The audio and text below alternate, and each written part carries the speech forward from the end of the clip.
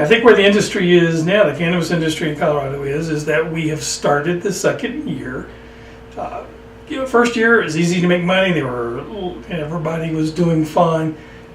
That kind of honeymoon period is over. And it doesn't mean things are bad. It just means now it's time that people are going to have to work probably a little harder to be successful, but they're also going to have to work harder to tell their story.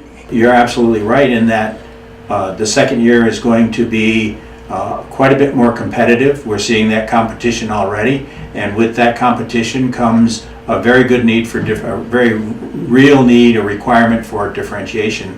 Yeah, no, I think brand establishment and working to market your company is going to be very important. And to do that, there has to be a story that differentiates.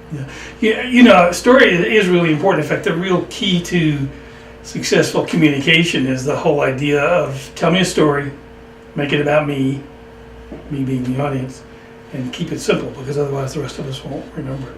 I agree, and you have such a phenomenal history of doing that. People probably think that telling their story and communicating about cannabis and what they're doing is easier than it used to be before legalization, but actually, ironically, it's exactly the opposite, because people are paying closer attention. I think that that's even more true this coming year, because we're going to be seeing issues brought forth in the legislature, and everybody knows that the legislature is very heavily covered by all the major media. The legislature this year on the issue of edibles is going to be a free-for-all. It's very important to tell your message, to tell your story, and then tell your story, and then tell your story. Until you've told your story to a given audience 7-8 times, they're just beginning to hear you at that point.